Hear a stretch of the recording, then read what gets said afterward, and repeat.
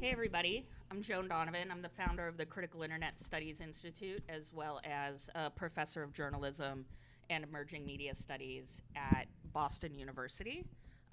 Don't hold it against me. I am a Red Sox fan, but yeah, I know it's been a rough couple of years. Um, we have on the very far side here Hilary Howard, who is a reporter on climate change at the New York Times. You've probably heard of it. It's been around a while. And Allison McLeod is deputy director of the New Jersey League of Conservation Voters.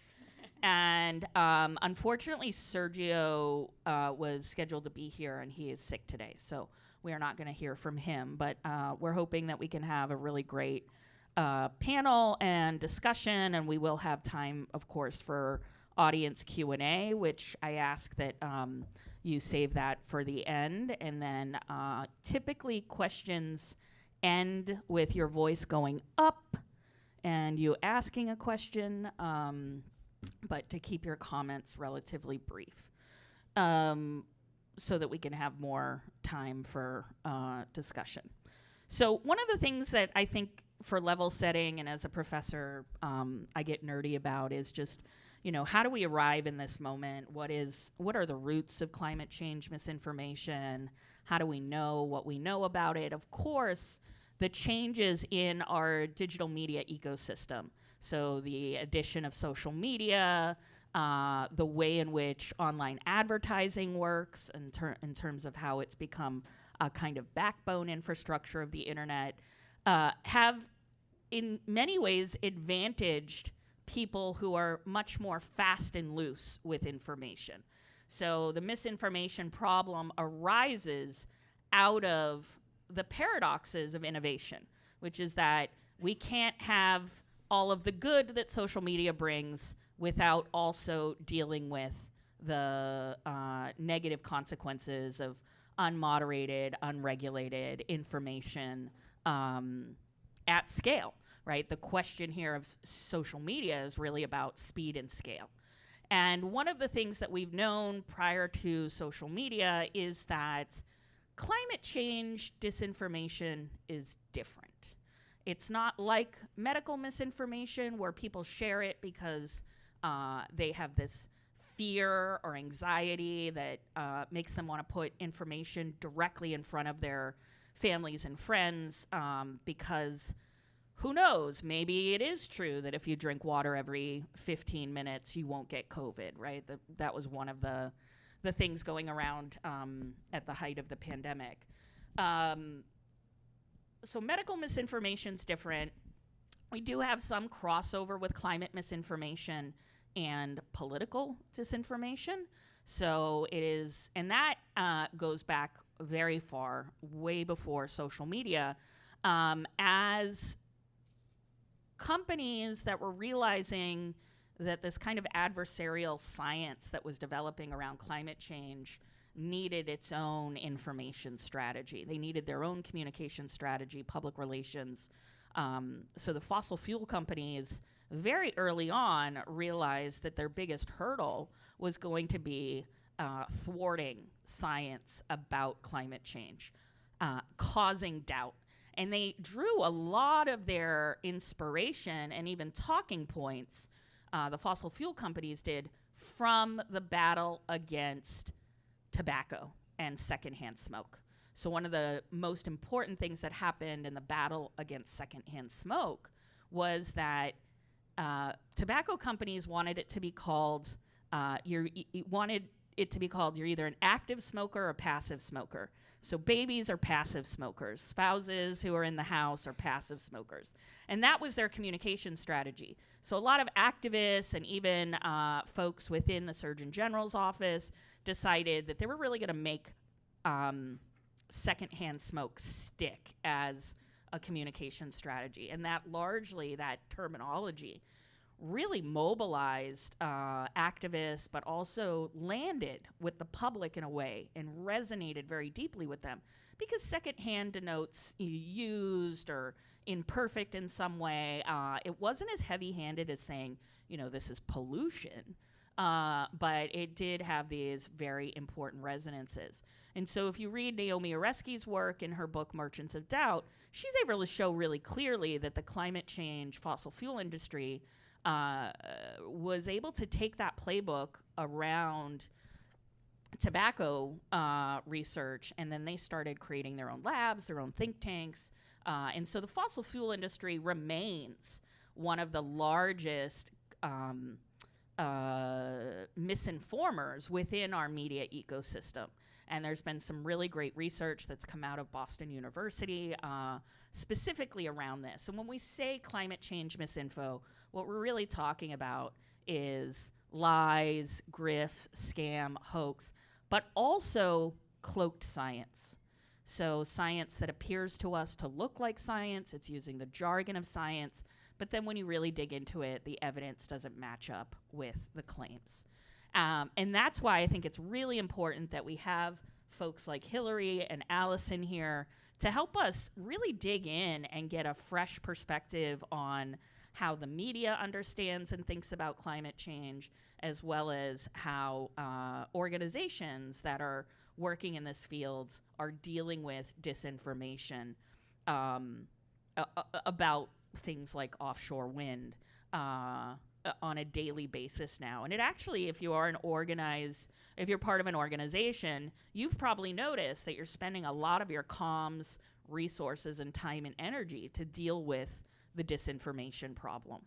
And it's really a function of speed and scale of social media that's put us in this position where we are going to always be in a reactionary phase unless we can think about a cross-profession or a cross-professional strategy for thinking about the problem of climate misinformation.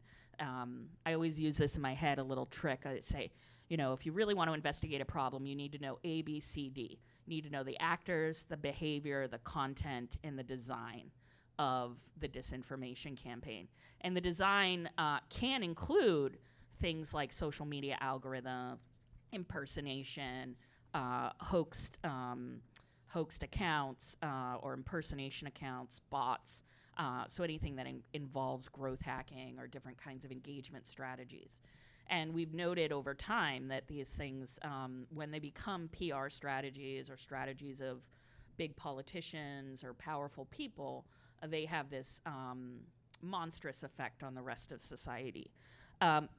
So by way of introduction, I would love to hear from you, Hilary, about some of the recent work that you've been doing, investigations that you've put together that have you asking these questions differently about what is happening in climate and how you as a reporter vet your sources so that you can get around, let's say, this disinformation problem. Hi, everyone. I've been on this beat for about 2.5 years, so I'm relatively still new to it. But one thing I discovered really fast is that a good amount of the beat these days is covering extreme weather.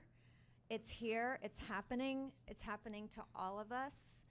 And when I first started covering climate change, I thought I would be writing about policy and initiatives, mitigation initiatives, and I've just skipped over those steps to cover what's happening right now. And I feel like the climate change debate is settled. The science is settled. What's happening now is a lot more nuanced. There are economic battles at play. Can we afford this? Culturally, especially with the vibe of the current federal administration, there's a whole personal liberty thing that's come back, which is what Big Tobacco was selling as well. And so I navigate that the best way I can.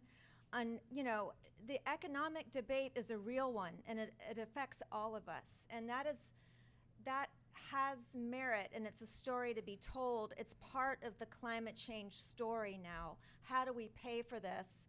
How high are my air conditioning bills going to be this summer? Who's going to subsidize that? How can I afford a heat pump? Et cetera, et cetera. So, but I'm working on a big hurricane project right now, and it sort of imagines what would happen should a Sandy-like hurricane with Category 3 force winds and the rains of Ida hit the city all at the same time. And it came at the request of my editor. And I'm talking to people all over the city and state about it, and I'm getting a lot of, but look what everything we've done since Sandy. We've accomplished so much, and I'm like, okay, yeah, but that's not going to help me tell the story of where we're still vulnerable and why we're still vulnerable, geographically and geologically. And because of climate change. And so it's been I've had a hard time getting people to be straight with me about how vulnerable we still are. And it hasn't really involved misinformation, but there's a reluctance to kind of get real about a topic that can be very existential until it happens to you. When I first started the beat, it was the city that the skies turned orange because of the wildfires in Canada. And that was quickly followed by a torrential downpour in early fall. I contacted a water engineer who spoke earlier today to get an expert quote from him. And he was in the middle of being flooded himself. His own vacation house was flooding. So it became a great lead because I was like, the flooding was happening to the water engineer. So I look for real people experiencing real weather events, hopefully to have an impact on readers who just want to know how it could potentially affect them in the future. I love that, and I think that, the duty that journalists have to their audience, that really drives a lot of the reporting as well, which is that that there's an information deficit, right? We might call that even an information inequality. Some people are going to have access to more accurate information, or what I call talk, which is timely, accurate local knowledge, right? It's just a way I think about, news and information, is that people really want that local, accurate understanding, and that if you can't get the bureaucrats and the scientists and everybody into alignment around a narrative, we have to wonder, is there a problem with our science, or is there a problem with the communication about the science? I would love to hear from you, Allison, about your experiences with the New Jersey League of Conservation Voters, and what you all have been dealing with in terms of misinformation. Sure, thank you. Hi, everyone. My name is Allison McLeod. I'm the Deputy Director for an organization called the New Jersey League of Conservation Voters. There is a New York League of Conservation Voters as well, so you might know that name. We call ourselves the statewide political voice for the environment, and we advocate for clean air, clean water, open space, and importantly here, a just and equitable transition to a 100% clean energy future. As my colleagues have said, we know that climate change is here and it's real, and big oil knows that as well, and the fossil fuel industry knows that as well, but they don't want you to know that, right? And so a lot of our work deals with two things, and we've kind of been using them a little bit interchangeably, as happens in culture, but I just want to be clear on what our experience is. There's misinformation, which is, hey, that's wrong. You might think that's right, but it's wrong. There's also disinformation, which is I know it's wrong, but I'm planting it because I want everyone to think that my incorrect narrative is the reality. And so it's as Joan said, it spreads very quickly, no pun intended, like wildfire. And we had an experience that I think I'm going to go through my slides. I don't know if the clicker is clicking. Oh, here we are. Oh, okay, perfect. I can't see behind me, so if you'll excuse my awkward back and forth here. So, yeah, perfect. Thank you. So I wanted to call this talk The Whale in the Room because we had an experience a few years ago around mis and disinformation in the offshore wind industry. I saw some folks here with the turbine pins, so I think there's probably different levels of experience with offshore wind specifically. New Jersey LCV is a strong supporter of offshore wind. It brings not only clean energy sources, right, and reduces our carbon emissions, mitigates the worst impacts of climate change. It also creates local jobs. There was a whole wind port under development in New Jersey that was going to serve the entire East Coast. Spoiler alert, you hear some past tense there. We'll get into it. But long story short, we have been strong supporters of offshore wind to improve our air quality and mitigate climate change. And so I also just want to emphasize when we talk about offshore wind, sometimes we forget about some of the communities that we're talking about when you're talking about local communities.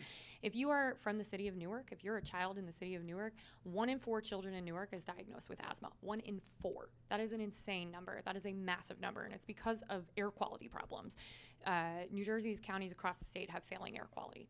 As graded by the American Lung Association. And so it is critical for us that we start transitioning to a clean energy future and reducing those emissions, right? And so one way to do that is offshore wind. And so I don't know if this is going automatically. There we go. Okay, so there we are. That is our governor. That's my boss there with the big pin and the thumbs up. We are, New Jersey had set some pretty ambitious goals for offshore wind. I'm not going to get into megawatts because it doesn't, that's kind of an abstract number for most people, but it would mean that many, many, many New Jersey households would be powered by clean offshore wind. And so the goals went through 2040. They were even elevated later in the Murphy administration, and we started to see leases offshore. And nothing was in the water yet. There was no steel in the water. There is still no steel in the water. But it was to say, okay, these projects are coming, right? And importantly, the first project was the closest to shore. It was the one that you were going to be able to see, and it is offshore in area of New Jersey in Ocean County that has a lot of vacation homes, and that will, spoiler alert, come into play. Okay, great. This is going. So in late 2022, early 2023, we started to hear a lot about humpback whales specifically and the strandings of marine mammals. And I had just started working with LCV, and funnily enough, my background is in marine biology, and I actually worked as a protected species observer in the Gulf of Mexico and as a whale watcher. I thought that was an incredibly niche experience that I would never use again in my life.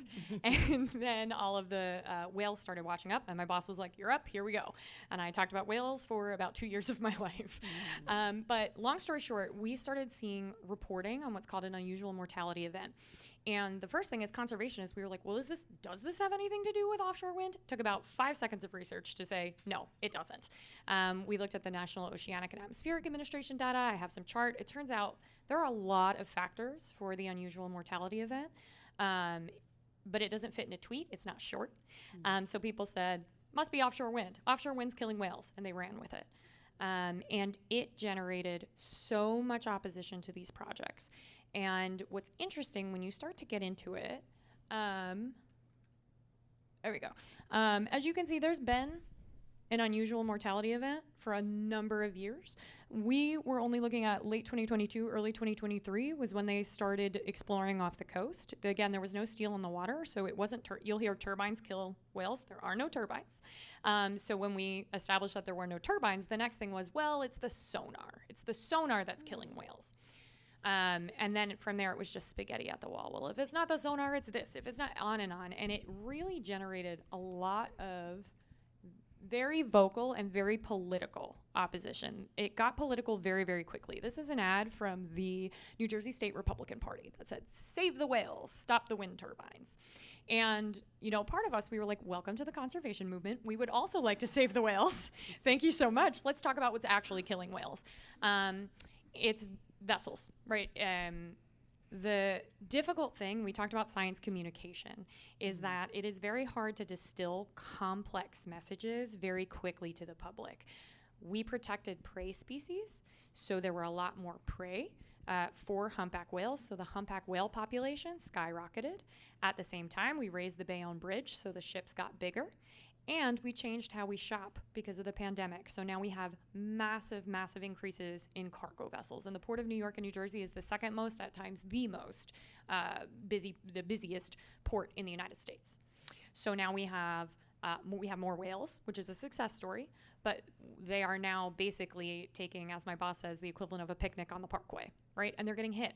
And so that is ending up in more mortality events. And when you look at the necropsies, those are the results, right? That's not fast.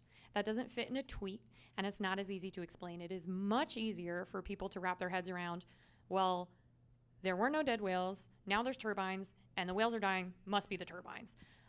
Even though the actual conversation was a lot more nuanced and complicated. But it didn't stop people from turning out, including some people who, frankly, are conservationists. So we had to talk to our own members, and we had to say, no, this is not what's happening. You know, we were very much on the back foot, and we were fighting the mis and disinformation. It spread with local Facebook groups.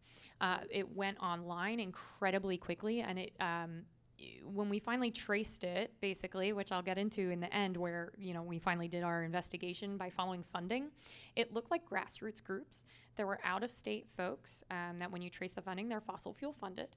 They would plant people in different shore communities, give them this messaging, and then it would take off on its own. And they would talk to their neighbors, and they would talk to their neighbors, and et cetera, et cetera.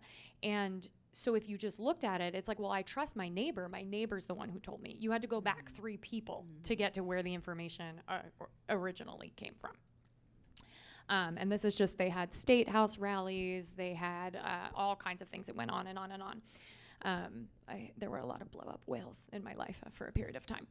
So I want to just highlight some of the actual work that's been done around this. There's a great Brown University study. I'll have my contact in there. I'm happy to share it with anybody, which is like, how do you recognize mis and disinformation versus what's actually happening? How do you kind of distill it down? And so we really love this graphic, which kind of breaks down the tactics. And I'll talk a little bit about some of the things we've seen. This shows kind of what the hallmarks are in a disinformation campaign. And the first one I want to talk about is redirect responsibility. So we heard a lot about, in climate change in general, well, why are we doing offshore wind? It doesn't matter what we do because China's going to have all of their emissions and India's not reducing their emissions. And we're only one state and it doesn't matter. Why are we even doing this? It's called redirect responsibility. It's also called whataboutism because you'll hear that phrase a lot. What about China? What about every other state on the eastern seaboard? What about? So basically saying there's no point in anybody doing anything because everybody's not going to do it. So whataboutism came up quite a lot. There we go. Okay. The other is to emphasize the downsides. This came up everywhere. And some of you are nodding, so I'm sure you're familiar with some of the things that we heard. The suspense. It requires fossil fuels to build. This is my favorite one because of course it does, because we don't have anything else and we are trying to get something else in order to move off fossil fuels. But we heard this all the time, that it requires fossil fuels to build, so why are we even going to do it? And we heard that quite a lot. We heard people suddenly very concerned about turbine blade recycling and where it went and the life cycles. We heard about just a very long list, like I said. My other favorite one is turbine sickness, that if you live near a turbine and you are told about turbine sickness, you get headaches.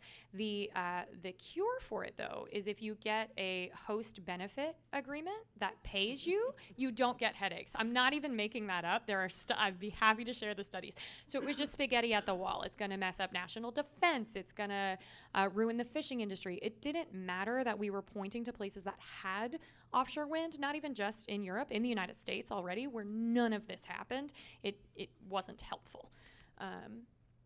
And then the last one is pushing non-transformative solutions, but basically just saying, that we have a system for natural gas. We're just going to keep doing natural gas. We can make it cleaner. We can, the current system it can't handle it, and we should just take baby steps. Even though we had this technology available and ready to go, we just weren't using it. And so these are just some other things to look for in the discourse. You will notice them. Fake experts, logical fallacies, impossible expectations, cherry-picking data, and conspiracy theories. And we saw them all, but I'm only going to highlight a few in the interest of time. The logical fallacies one, which was, there were no dead whales, even though there were no dead whales, and now there's turbines and dead whales, so it must be that. Correlation, causation, right? We all know that, your air conditioning bill goes up in the summer, there's more ice cream sales in the summer. It doesn't mean that ice cream makes your air conditioning go up, right? But it didn't matter. Impossible expectations. There is no form of energy, period, full stop, that has zero impact on the environment. There isn't, and there never will be, right? Unless, I hope that one day there is, but it's unlikely, right? Everything has some form of impact. And people would oppose offshore wind because it had impact, right? That you have to build it, and there is construction associated with that. And then cherry picking, as I said, the vast majority of necropsy data showed it was blunt force trauma. It was vessel strikes. There were some that had bacterial infections, different things. None of that mattered. They would pick the one that said unknown because perhaps the whale was too decomposed, and they'd be like, see, it's unknown. And that was the only one they wanted to talk about. And then I don't expect you to be able to read this. I just really like this chart. This chart follows all of the different groups and where they get funding and who funded what groups. And so if you look at some of these, like Save Right Whales, or there would be like the Save LBI is up there, or some of the names from people, Save Long Beach Island, Save the Coast, Protect Our Coast, New Jersey. They are all ultimately ended up being funded by the same people. So we traced all the funding, and it turned out there's an institution called the Caesar Rodney Institute. It's a fossil fuel-based think tank. They were funding all of this, and like I said, they would fund grassroots groups like Save LBI, Protect Our Coast, and then they would get that, and not all of them were funded directly. I want to be very clear, because they will, they'll say where they get their funding and disclose it, but it ends up being this big web that ultimately goes to places like the Texas Public Policy Foundation and to other places that are fossil fuel groups. And so it looks like a grassroots group, but when you follow all of the funding back, it's really out-of-state fossil fuels that funded a lot of this mis and disinformation. And as I said, it just took off. So what did we do about it? We had a lot of press conferences. That is yours truly, me back in my heyday as a whale watcher. We tried to find the third-party validators. We talked to the people that trust us, that we were saying, look, like, this is where this information is coming from. We had scientists. We published information from the Marine Mammal Stranding Center, from NOAA. We met with legislators a lot because they were hearing the same messages. They were getting endless calls, emails, huge coordinated campaigns. They were getting hundreds and hundreds of calls, and they were saying, well, we need to stop these offshore wind projects. And so we had to do a lot of that education. But like I said, we were on the back foot, as Joan shared. This is us at a press conference that we held to talk about where a lot of this was coming from. But ultimately, some of the things that we learned that I do want to share is that it is really important to use trusted community voices, get into community early and talk to community groups and share that information directly and use trusted sources, right? You cannot educate early enough or often enough, but it is important to also stick to your talking points, because we didn't want to introduce misinformation to people who hadn't heard it, and we didn't want anyone to be like, what, it kills whales? And we're like, no. So we didn't want to introduce misinformation to people, but we also wanted to make sure that we had talking points if they had questions about it. But in the meantime, we shared our benefits of offshore wind. That was very important. Call out mis and disinformation when you see it. We did start to see the narrative change online when we started publishing the funding. We started seeing people in the Facebook comments being like, aren't they funded by fossil fuels? And like, it did change the tone of the conversation. So follow the funding and stick to your message.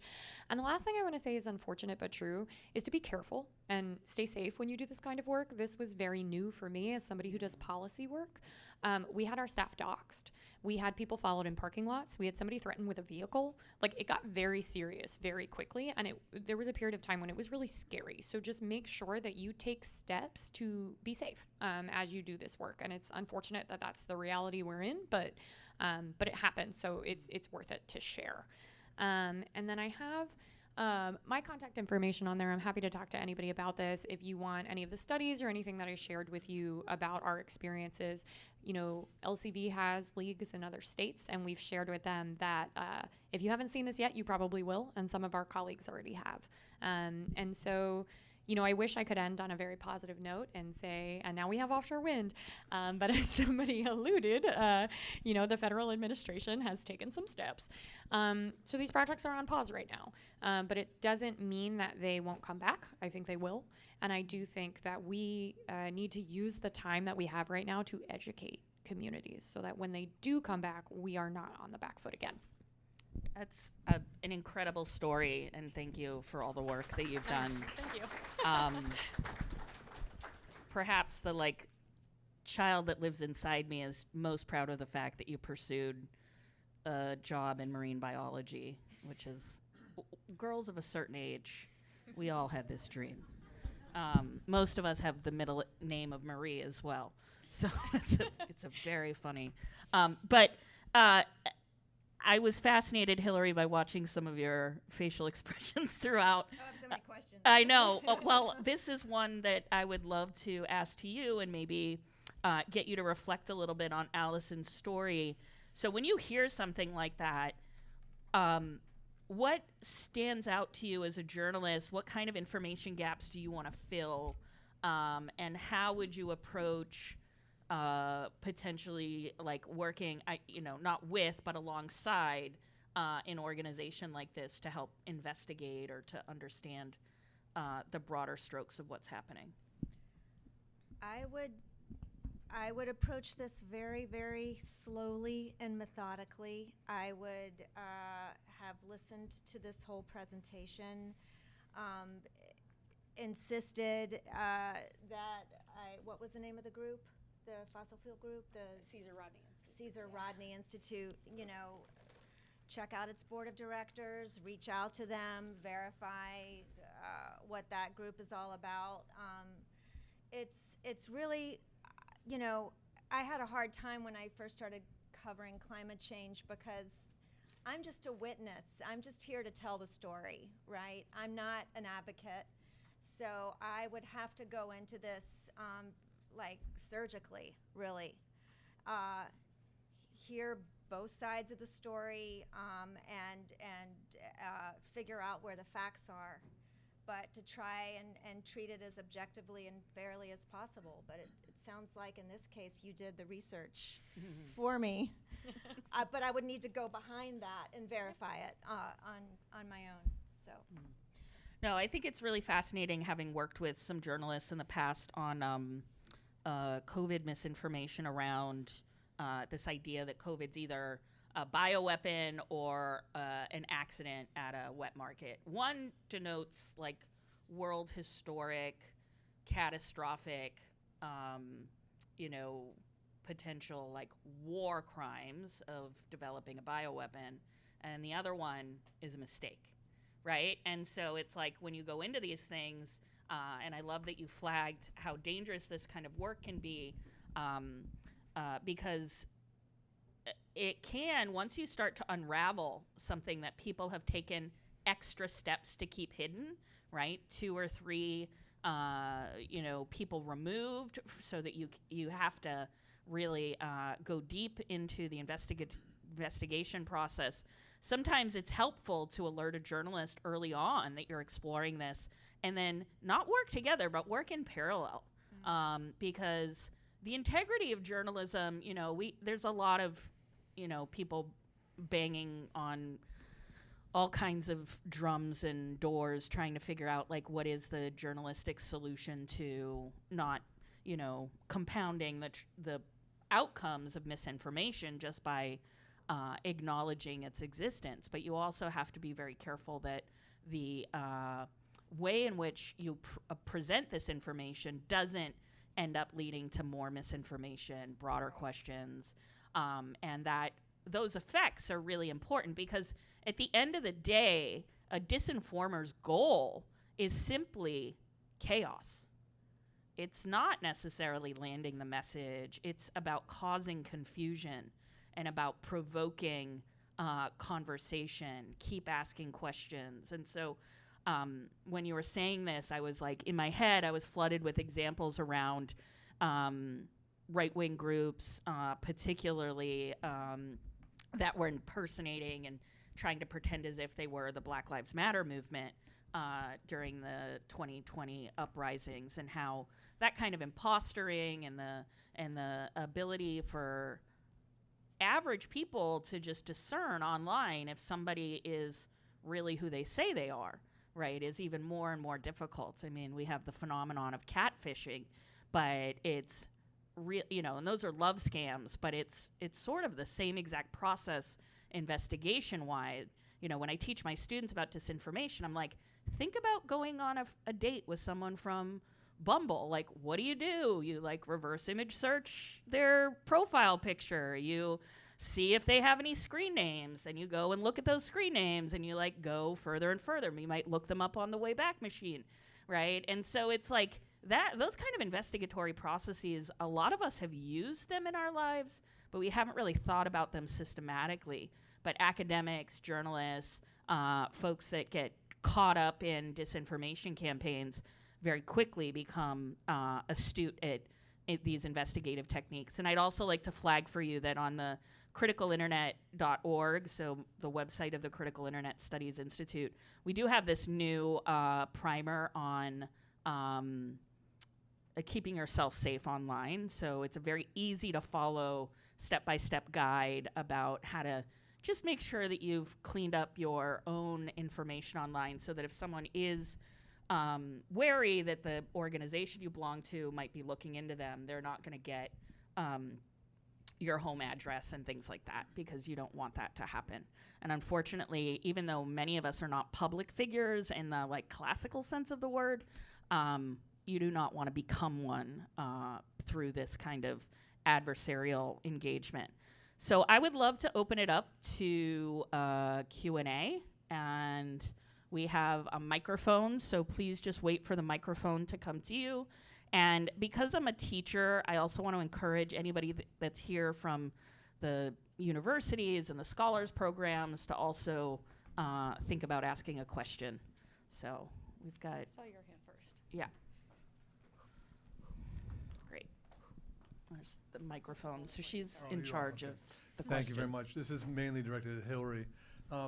It feels to me, and I think a lot of people, that we lost an enormous amount of progress on combating climate change because newspapers, you know, the media, including the New York Times, which I subscribe to and read religiously, for many years had this whole idea of fair and balanced. It's a Fox phrase, but they all used it. And the idea, and what we saw is essentially giving an equal weight to both the oil industry on the one hand and the advocates and the scientists on the other. And I get you need to give them both a chance to weigh in and comment, but there was kind of an equal weighting, not just an equal access, but equal weighting of the two different points of view, as if they were both equally legitimate. Right. Mm-hmm. And I'm wondering, how have you seen the media environment, including the New York Times or elsewhere, shift in response to the criticisms like the one I'm making? And is that still something that we need to be worried about, that we're getting this kind of equally weighted points of view when one is garbage and one is based on science and facts?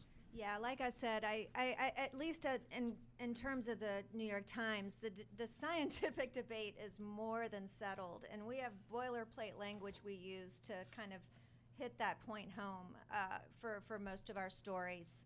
I've almost stopped doing it because I feel like it's beyond obvious now, and that did happen. I wasn't around for that though, and so like I said earlier, you know, the debate has shifted to how do we do this, right? How do we transition to clean energy? How do we pay for it? how long do we need backup fuels for emergencies caused by the very thing that burning of them, did. So it's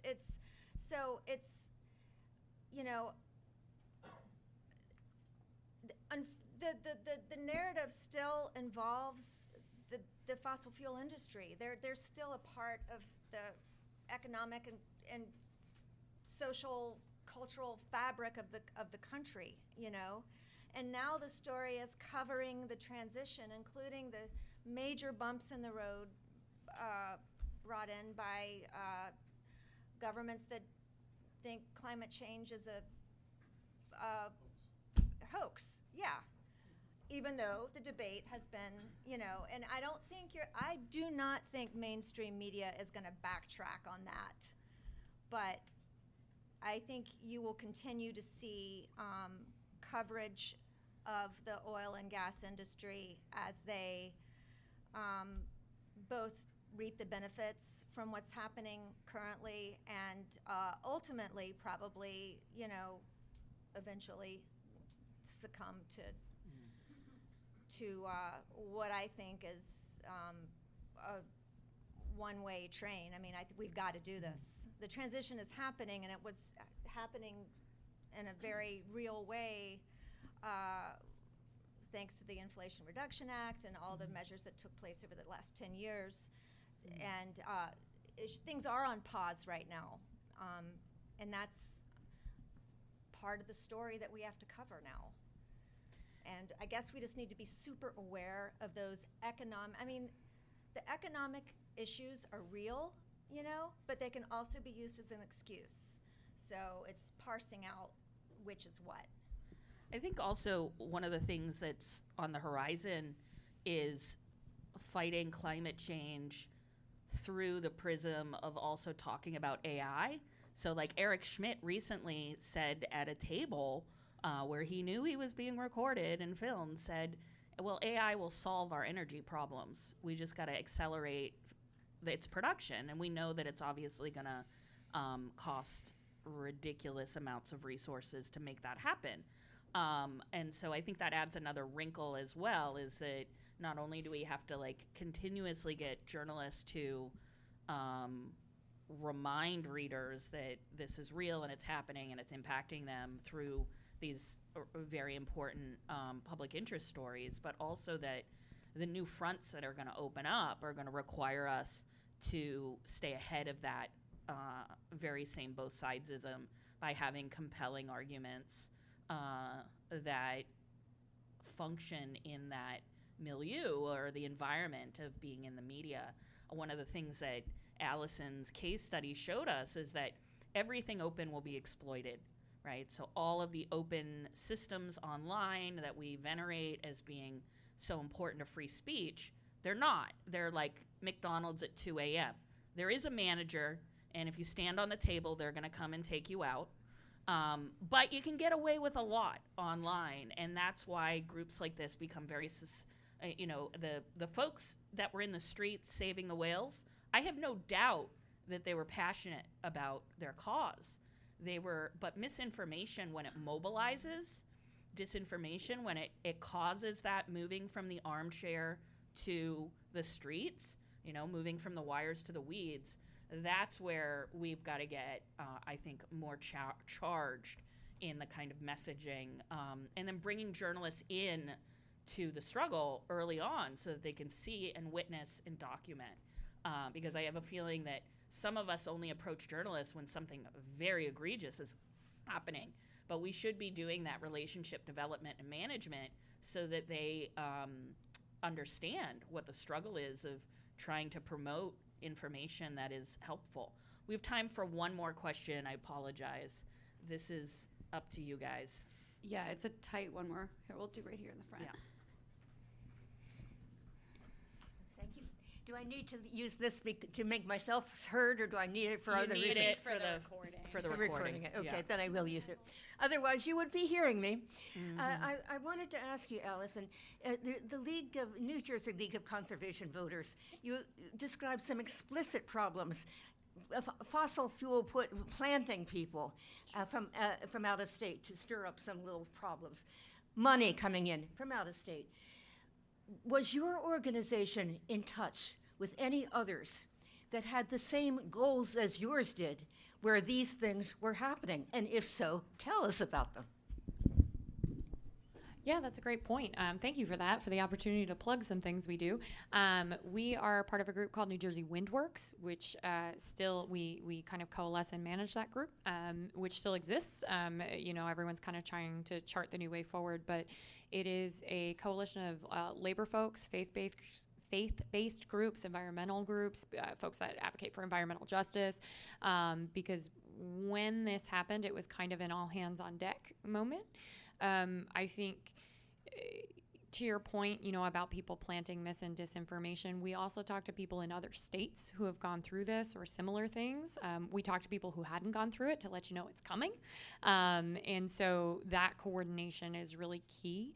And it very much helped that we had some folks that have media experience to be able to help us tell that story to media partners and to do proactive release. What we have said from the beginning is the number one threat to our oceans is climate change. The number one threat to marine creatures is climate change. Hitting that message and sharing that message, to your point, resonated with some, not all, but some of the people who were out on the streets because they really do care about whales. And I think in that, my experience made me a very effective messenger in that, because I was like, I lived on a boat for 3 months in the Gulf of Mexico. You're not going to tell me I don't care about whales. Mm-hmm. So, finding the right messengers, finding the right community groups, and finding the right partners to help amplify and just point out the mis and disinformation. Because the one other thing I'll say is people don't like being misled. When you point it out and when you share it with them and when you call it out, it does also engage people. And you're not in this fight alone. Absolutely. That's a good point to end on. We're not doing this alone, and I appreciate everybody's attention over the course of the last 50 minutes. You are relieved of your audience duties. Please be respectful and clean up your tables. Thank you so much.